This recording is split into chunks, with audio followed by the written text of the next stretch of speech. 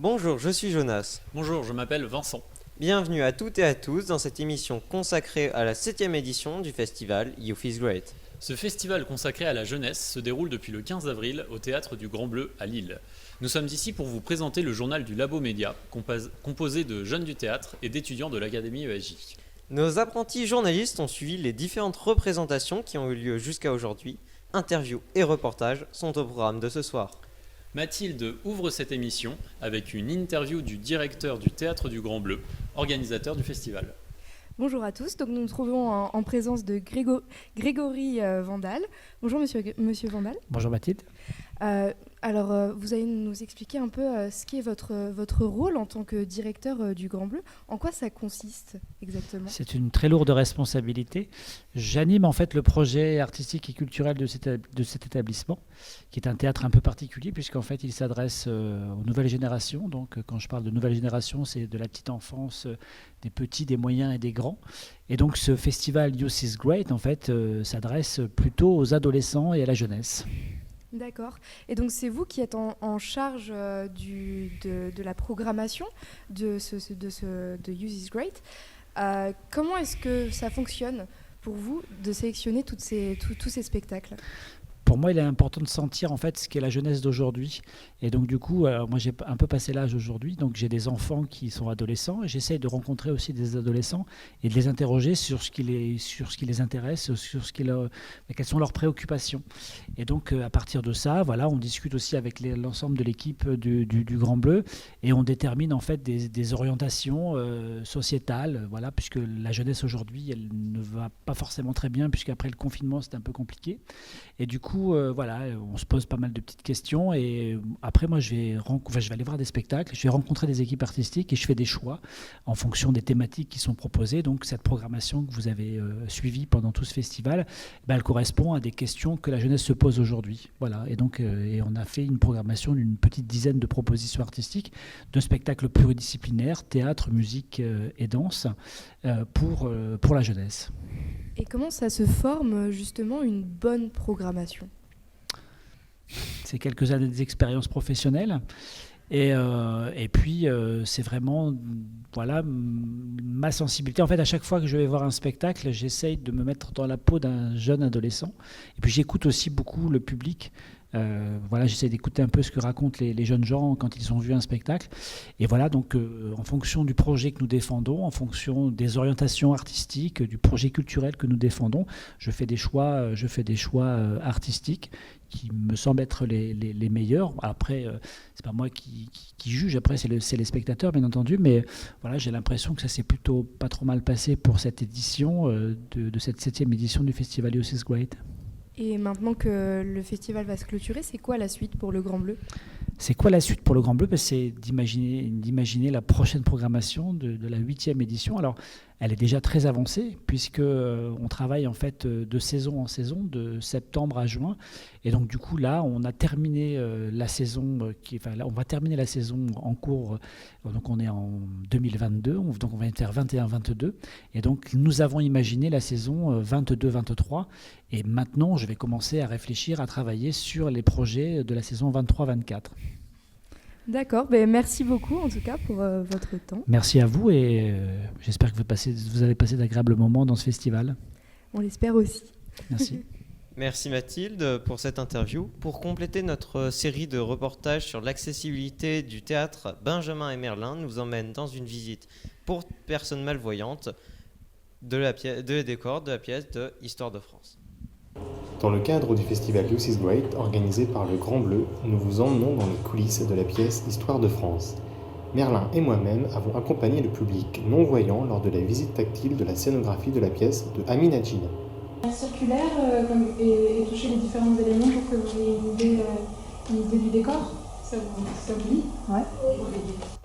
Au fil de leur visite, le groupe a ainsi pu se réimaginer les grandes époques de notre histoire, de la Rome antique, Une grande moustache et un casque. Astérix Obélix. Les Gaulois. Les Gaulois.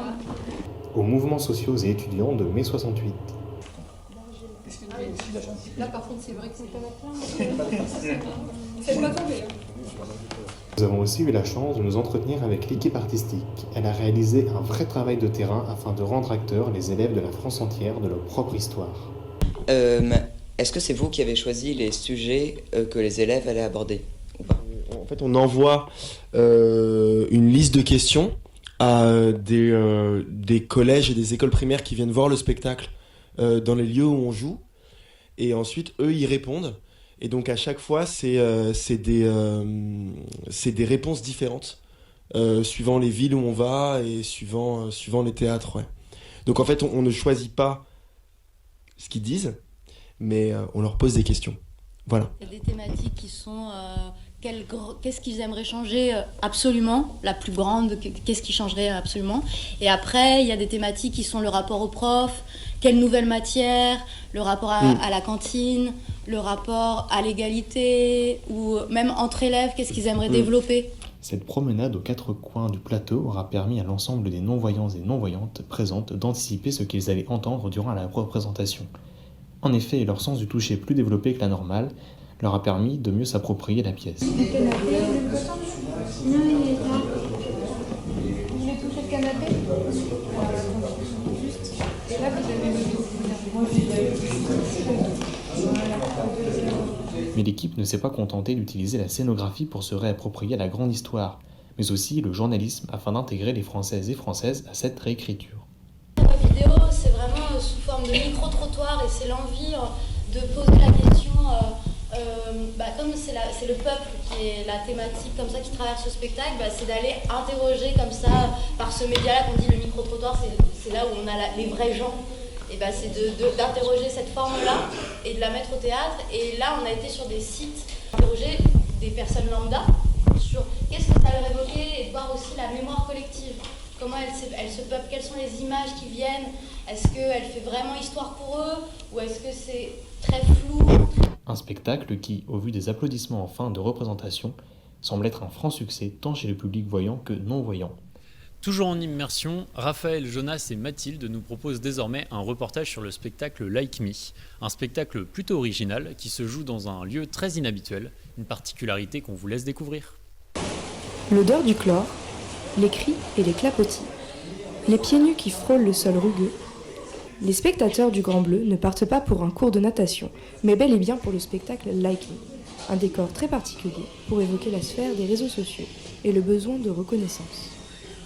Alors le point de départ du spectacle, c'était qu'on voulait parler du rapport au corps, à l'image du corps, la façon dont on peut se mettre à nu, se montrer sur les réseaux sociaux ou se cacher, et aussi regarder les autres parfois. Et nous, on travaille entre théâtre et espace public, et on avait envie de choisir un lieu qui symboliserait tout ça. Et la piscine, on s'est dit, mais c'est évident, bien sûr. C'est quand même un sacré truc d'organiser un spectacle hors les murs dans un lieu qui reçoit du public, parce que la piscine, elle est en activité pendant qu'on joue, donc ça nécessite quand même une grosse adaptation, beaucoup de souplesse. Donc c'est pas rien.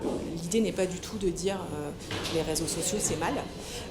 Par contre, il faut continuer quand même à se poser la question de est-ce que je suis OK sur ce que je suis en train de voir, est-ce que je suis d'accord, est-ce que ça m'intéresse, est-ce que d'être acteur et de choisir. Et moi-même, tout en vous disant ça, je me rends compte que, à plein de moments, je me rends compte que je maîtrise plus, quoi. Je me laisse avoir par le truc. Donc je me demande quand même quelle génération ça fera après. Les spectateurs ont suivi tout au long de la pièce le personnage de Simon Volser, un fameux apnéiste de renom. Muni de casque audio, il découvre son histoire sur des tapis musicaux et les retours des voix du passé. Alors au début, il n'y avait pas cette idée de l'apnée, on ne savait pas trop quelle histoire on allait raconter dans la piscine, et c'est Léonore, l'autrice, qui a eu cette idée-là. Et on s'est dit, oui, c'est génial, parce que l'apnée, c'est quand même dangereux, il y a quand même un risque, et puis il fallait que mon corps à moi, et puis c'est crédible. Et quand on voit les nageurs qui sont méga musclés, j'aurais jamais pu me faire passer pour un champion du monde de natation. Or, pour l'apnée, ça passe. Et donc on a appelé une prof d'apnée. Parce que là, c'est très très très fort en interaction avec le public, avec le lieu, parce que d'une piscine à l'autre, les scènes, elles ne sont pas dans le même ordre. Parce que des fois, tu as un pédiluve à l'entrée, là, il y a des escaliers, donc ça change beaucoup. Et puis après, il y a une interaction aussi avec les gens de la piscine. En fait, quand il s'est mis à l'eau, j'ai regardé ma montre et je me suis demandé combien de temps il allait rester. Et finalement, il n'est pas resté très longtemps. Il est ressorti assez vite et je pensais qu'il allait faire une démonstration de temps d'apnée, quoi. J'ai trouvé que c'était absolument extraordinaire, c'était très original. C'est la première fois que j'allais à un spectacle dans une piscine. Je trouve que ça aborde plusieurs thèmes. Au début, on est vraiment sur le sportif de haut niveau, la préparation, le challenge. Et puis après, on bascule vraiment sur autre chose, sur les réseaux sociaux. Et je trouve que ça interroge vraiment des thèmes très actuels. Le festival Youth is Great se conclut par le spectacle musical Coda. Benjamin est avec Camille Rocailleux, le metteur en scène du spectacle, pour l'interviewer. Vas-y Benjamin. Bonjour Camille. Bonjour. Alors déjà, pouvez-vous vous présenter ? Alors moi je suis Camille Rocailleux, c'est moi qui dirige la compagnie Ever qui présente ce spectacle ce soir, compagnie de spectacles vivants avec une tendance plutôt tournée vers la musique parce que c'est ma formation première. Et voilà, alors là je suis venu avec 2 autres musiciens, vous verrez on a un trio sur scène, Sun la chanteuse et Mathieu Benassen qui m'accompagne aux percussions. Et en plus je tenais à dire aussi que je suis associé au Théâtre du Grand Bleu pour 3 années, 3 saisons. D'accord. Et donc du coup vous êtes metteur en scène de Coda, mais mettre en scène un concert c'est assez flou pour beaucoup de personnes. En quoi ça consiste ? Donc metteur en scène de concert. C'est flou pour moi aussi. En fait, je pense qu'on part vraiment de la musique, parce que c'est vraiment mon langage premier. Donc moi, je viens déjà en début de répétition avec toutes les musiques un petit peu presque terminées, en fait. Okay. Et après, effectivement, là, en l'occurrence, il y a un gros travail avec Benjamin Nem, le vidéaste, avec qui on a travaillé vraiment à 4 mains pour faire ce spectacle, parce qu'il y a une grosse partition vidéo, il y a quelque chose d'assez immersif dans la scénographie. Mais je dirais que c'est vraiment l'émotion musicale qui nous donne les images qu'on a envie de voir avec la musique. Et finalement, tout ce qui est mis en scène, là, c'est un peu le prolongement de l'imaginaire que ça suscite chez moi en tant que compositeur, metteur en scène. D'accord. Alors justement, concernant la musique, j'ai assisté à la représentation hier. C'est une musique assez rock. Est-ce que c'est un parti pris d'avoir une musique oui, alors, dynamique ? Là, la thématique, en l'occurrence, c'est effectivement les urgences... les enjeux, il y a vraiment climatiques, donc les périls qui menacent un peu la planète en ce moment, écologiques. Et du coup, c'est aussi surtout la colère des jeunes qui vont hériter de ça, de ce monde compliqué, de ces défis à relever. Donc c'est vraiment c'est un coup de gueule. Ce spectacle, il dure qu'1 heure, c'est assez condensé et c'est vraiment un cri de rage. Voilà, on l'a vraiment voulu comme ça. Donc le rock me paraissait bien pour ça. Okay. Et justement, c'est un cri de rage, comme vous dites, qui peut aussi être vu universellement, parce que la chanteuse chante en 3 langues différentes, donc l'allemand, l'anglais et le français. Oui. Est-ce que c'était voulu d'avoir autant de langues différentes dans un seul même concert ? Oui, c'est intéressant pour moi. Déjà travailler avec la musicalité de plusieurs langues. Et puis c'est vrai que j'ai spécialement fait appel à Sun, la chanteuse, parce que je sais qu'elle est allemande de naissance, donc elle parle couramment l'allemand. Et elle chante couramment en anglais et elle défend aussi le français dans beaucoup de ses chansons. Donc pour moi, je savais que c'était aussi des couleurs différentes. C'était une palette d'autant plus large pour moi. C'est intéressant. D'accord. Et enfin, petite question, même si ça vous concerne peut-être un petit peu moins, mais en quoi justement la vidéo est un apport essentiel à la musique dans ce concert ? Moi, je suis vraiment attiré par toutes les interdisciplinarités, le métissage de tous ces langages artistiques. À un moment donné, il faut choisir. Donc moi, j'ai choisi la musique, mais j'ai beaucoup travaillé avec la danse, le théâtre. Je fais aussi des musiques pour le cinéma. Donc c'est vrai que pour moi, la musique m'évoque beaucoup d'images. Et je trouve que c'est aussi bien de mettre en scène un propos qui n'est pas forcément spectaculaire au départ. On a des gens qui viennent parler, des sages qui viennent nous parler des urgences climatiques. Mais justement, de réussir à en tirer quelque chose de poétique, moi, ça m'intéresse. Donc l'image, pour moi, apporte beaucoup pour ça. D'accord. Merci beaucoup pour cet échange. Merci à vous. Donc merci Benjamin. Nous partons maintenant au lycée Conneau à Lille où la pièce Le Processus a été jouée devant des lycéens dans le cadre du festival Youth is Great. L'objectif de Juliette Alain, interprétant Claire dans la pièce, est de sensibiliser les jeunes sur les questions autour de l'avortement. Reportage de Titouan et Vincent. Eh bien moi je m'appelle Juliette Alain, j'ai 34 ans, je suis comédienne Et donc là, je joue ce spectacle qui s'appelle Le Processus, qui est une pièce écrite par Catherine Verlaguet et mis en scène par un mec qui s'appelle Johan Ibert. Ça parle d'avortement, ça parle pas que d'avortement, je trouve que ça parle de la première histoire d'amour. En fait, c'est l'histoire d'une jeune fille de 15 ans qui a sa première histoire d'amour, qui vit sa première fois et qui se retrouve enceinte. Et donc, c'est en effet tout son processus émotionnel, de pensée, de réflexion, jusqu'à l'avortement. Je trouve ça bien parce que ça nous sensibilise. Parce qu'en soi, l'âge qu'elle joue, c'est notre âge. Et du coup, je trouve ça hyper bien parce que ça nous sensibilise au cas où ça nous arrive. Et je trouve que c'est important d'en parler parce que c'est une liberté qu'on a dans notre pays. C'était émouvant. Ouais. C'était une immersion de fou. On ressent vraiment bien les émotions des personnages, qu'ils soient secondaires ou principaux. Ça m'a amené plein de réflexions que je pense tout seul je n'aurais pas eu. C'était en effet vraiment spécifique pour les écoles. Ce projet-là a démarré où c'est ce qu'on appelle nous une forme itinérante, c'est vraiment à destination des collégiens et des lycéens. Et moi, d'être au contact des collégiens et des lycéens, c'est vraiment quelque chose que j'aime beaucoup et que je trouve en plus... notamment par rapport à cette pièce et par rapport au sujet qui a vraiment une importance en fait, un sens pour eux, comme tu l'as dit très justement. Ils sont tout à fait dans cette période-là de vie et je trouve que c'est une génération qui est vraiment extrêmement intéressante, notamment par rapport à tous ces endroits de réflexion autour des sujets, de la sexualité, du genre. Je les trouve vraiment extrêmement intéressants, beaucoup plus matures. Enfin, moi, je me rappelle de moi à cet âge-là. Je crois que je n'avais pas tout à fait cette même maturité.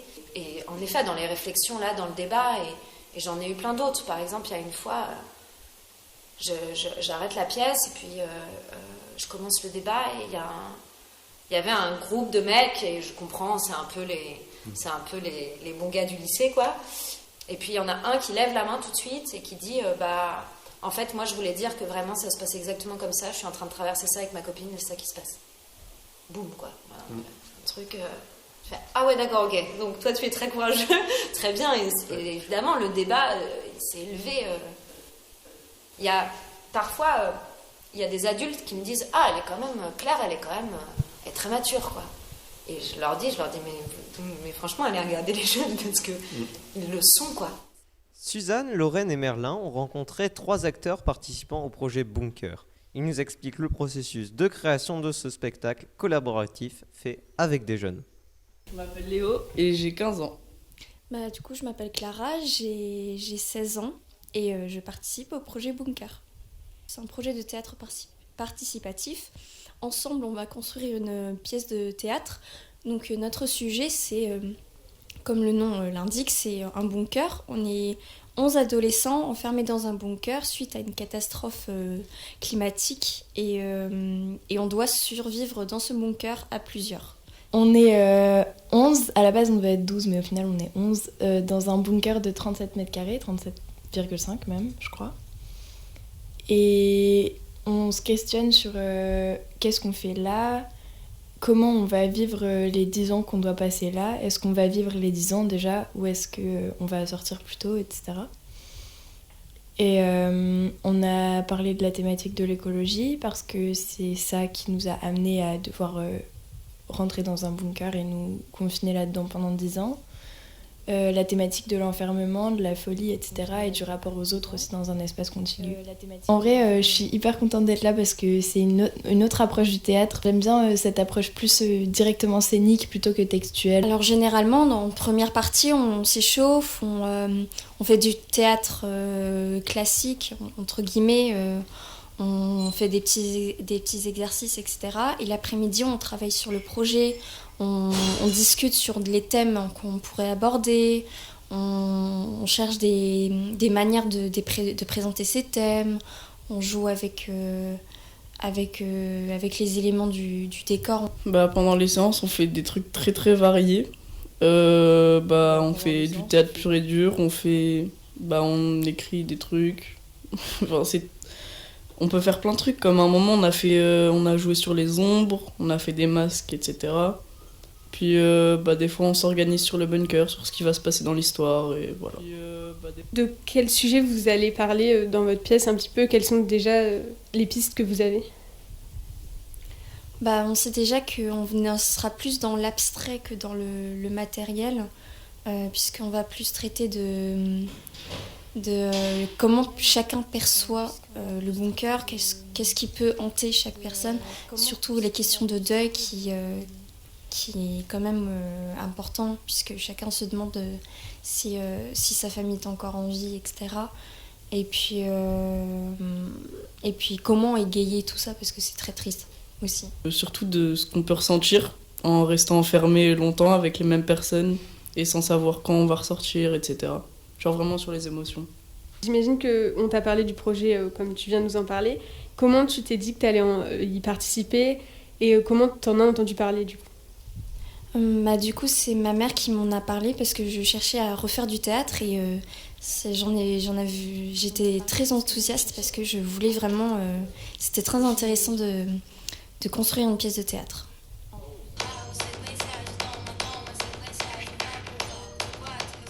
La version longue de ce reportage qui suit l'aventure Bunker sera bientôt disponible. Merci à toute l'équipe qui a travaillé sur cette émission et au public qui est présent ici. Merci de nous avoir suivis. Vous pouvez retrouver tous nos autres productions sur le blog du Labo Média, accessible depuis le site internet du Grand Bleu. Au revoir. Au revoir.